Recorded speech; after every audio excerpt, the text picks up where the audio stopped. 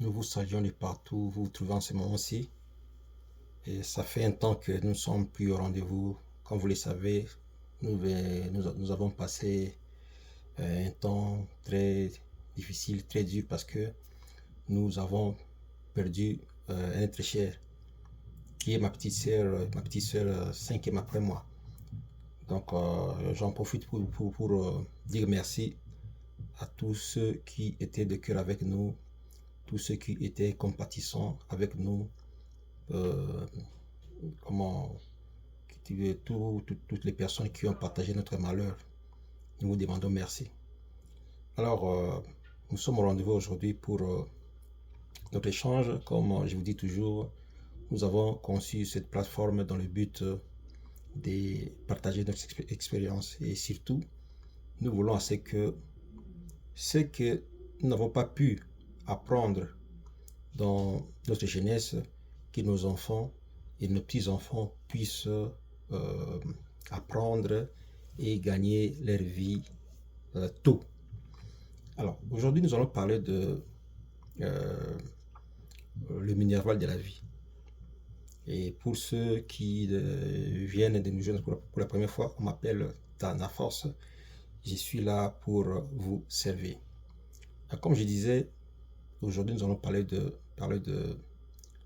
minerval de la vie.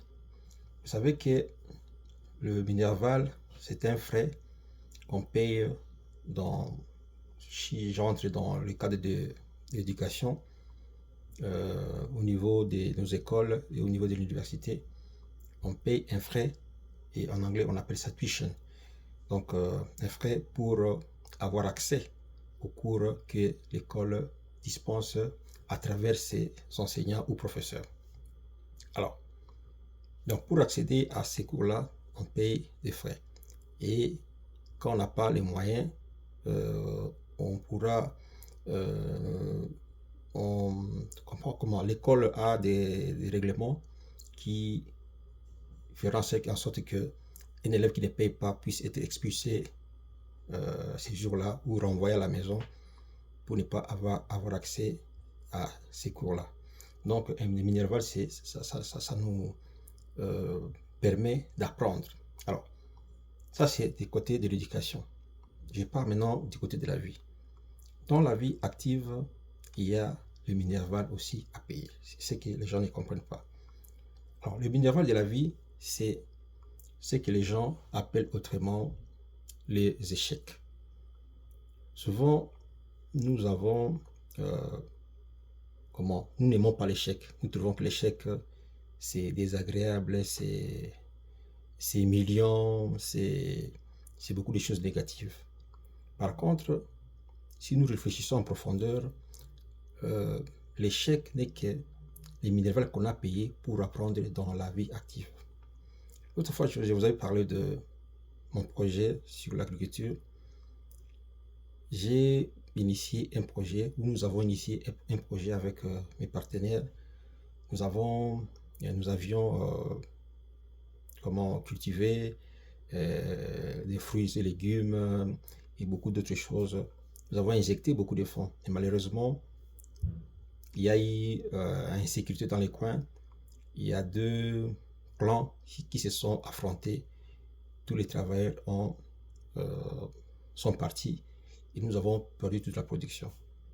Ça paraît comme un chèque, mais c'est un minerval que j'ai payé, que nous avons payé pour apprendre de la vie, c'est-à-dire apprendre à se réorganiser, apprendre à se changer de stratégie. Et on n'a pas baissé les bras. Nous avons utilisé ce qu'on appelle, entre guillemets, chèque pour nous réorienter et nous sommes en train de faire autre chose, toujours dans le domaine de l'agriculture. Donc nous avons appris, nous avons stratégie, ça nous a permis de changer de stratégie. Donc, quand nous butons à une difficulté que nous appelons échec, c'est le frais qu'on paye pour la vie, pour apprendre de la vie. Donc, chaque fois que nous butons devant une difficulté et que nous appelons échec, essayons de prendre cela des bons côtés pour apprendre si ce qui n'a pas marché et changer de stratégie. Je me souviens aussi quand j'étais en 10e à l'école. Vous savez, à la jeunesse, j'avais entre 16 et 17 ans. Et ça n'a pas marché parce que j'avais, entre guillemets, échoué. Moi et mon ami, on était tous dans, sur le même niveau. Lui faisait la pédagogie, moi je faisais la chimie-biologie. Et comme la jeunesse, on n'apprenait pas nos leçons, on ne préparait pas nos interrogations et examens, on avait repris l'année. Donc, est-ce qu'il fallait-il stopper comment aller à l'école? Non. Nous sommes rattrapés. Nous avons pu voir ce qui n'a pas marché au cours de cette année-là. Et l'année suivante, nous avons réajusté et nous sommes passés en 5e et nous devons continuer. Donc, que l'échec ne soit pas perçu comme la fin du monde, que ce soit perçu comme un moyen de se réarmer, de réapprendre, de réajuster là où ça n'a pas marché.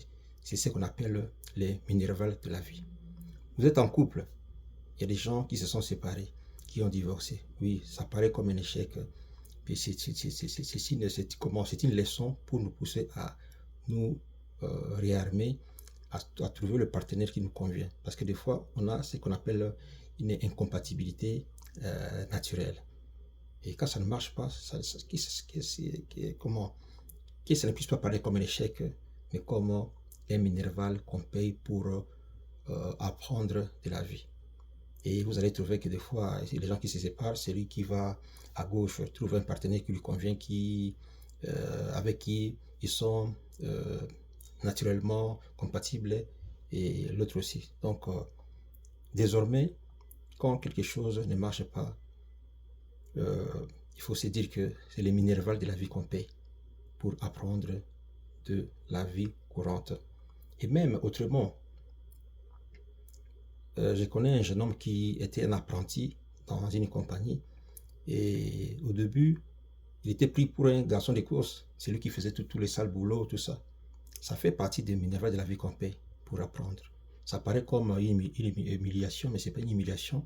C'est le minerval de la vie qu'on paye pour apprendre certaines choses. Donc, soyons humbles dans toutes les circonstances qui nous arrivent, qui semblent humiliants, qui paraît comme un échec.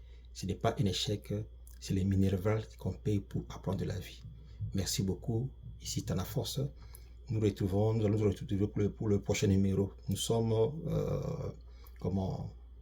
we are back. Donc nous sommes rentrés.